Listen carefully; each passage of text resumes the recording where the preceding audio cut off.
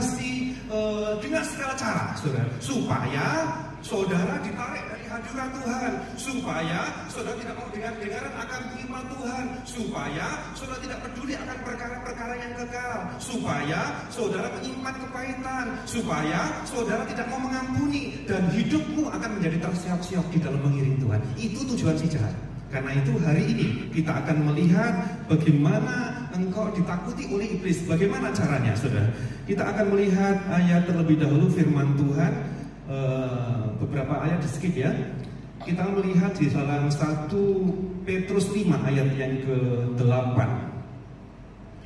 Disebutkan bahwa sadarlah dan berjaga-jagalah, karena lawanmu si iblis berjalan sambil mengaum seperti singa mencari orang yang dapat ditelannya.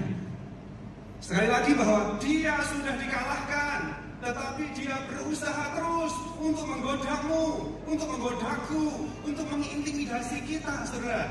Ya, sebab itu firman Tuhan mengingatkan, sadarlah, sadar, berjaga-jaga, dan lawanlah dia. Ayatnya Yakobus 4 ayat yang ke-7 disebutkan, lawanlah dia. Silakan dibuka Yakobus 4 ayat yang ke-7.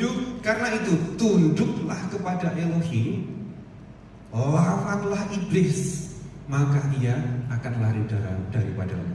Dia disuruh melawan oleh Tuhan. Tetapi jangan main-main. Kalau saudara sendiri tanpa Yesus melawan si jahat, saya mau katakan pasti kalah. Karena apa? Iblis pengalamannya 2000 tahun, saudara. Sementara saudara, pengalaman saudara berapa tahun? Usia saya masuk 60 tahun. Iblis 2000 tahun. Bagaimana kita bisa mengalahkan dia kalau sendiri? Gak akan mungkin. Sebab itu ayat ini berkata bahwa tunduklah kepada Elohim dan lawanlah dia, maka ia akan lari daripadamu. Kuncinya apa? Kuncinya adalah tunduk kepada Elohim. Engkau percaya kepada Yesus Kristus Tuhan yang sudah menang atas maut, yang sudah menang atas kuasa si jahat, dan kemenangan itu diberikan kepada saya, kepada saudara. Tunduklah kepada Elohim dan lawanlah dia, maka dia akan lari daripadamu. Beberapa poin kita akan melihat hal-hal apa yang iblis takutkan dalam diri saudara. Ini penting sekali.